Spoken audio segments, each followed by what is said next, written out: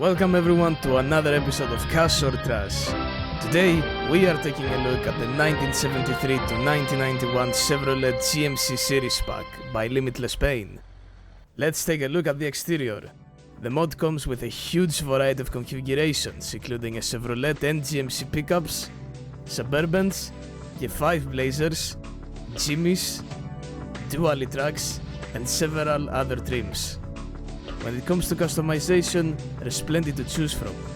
The mod includes the 1973 and 1983 front-end GMC grills, and the later 1990 Chevrolet and GMC front ends. There are also Chevrolet and GMC hood ornaments, along with a large selection of mirrors and other trim pieces. The body itself looks excellent, the proportions are really accurate, the panels line up nicely, and it captures the look of a real square body very well. Underneath, the truck uses a frame based on the vanilla Gavril D series. While it isn't a completely unique frame, it works well and provides solid driving and crash physics. The driving is really accurate to the real-life counterpart, soft, heavy, and not particularly interested in taking corners quickly. Now let's talk about the interior. The dashboard looks great and matches the era nicely. The seats are well modeled and the overall interior quality is quite good. But there is one issue that's hard to ignore. The gauges don't actually work and the needle is missing entirely, which is a strange oversight of how good the rest of the interior looks. The good news is that all the doors can be opened, including the Suburban's barn doors. The door panels themselves are detailed and look very well done. Let's take a look at the trunk and the engine bay. Since this is a truck and SUV pack, we'll talk about the cargo area instead of a trunk. The beds and cargo areas are nicely modeled and fit the vehicle very well. Nothing groundbreaking, but they get the job done. The engine bay is decent enough.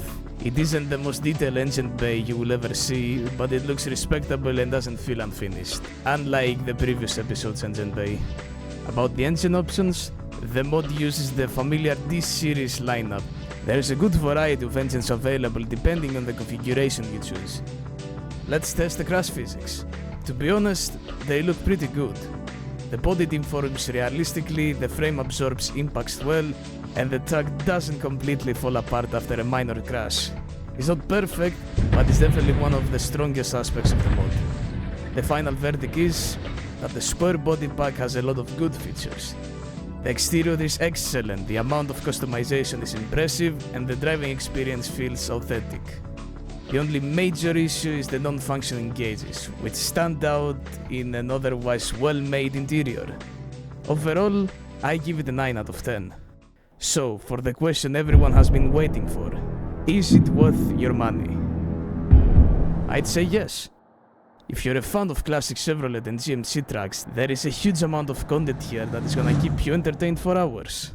If you like this content and want to help support the channel, take a look in the description down below. That's all for today's Cash or Trash, and I hope we see you into the next episode.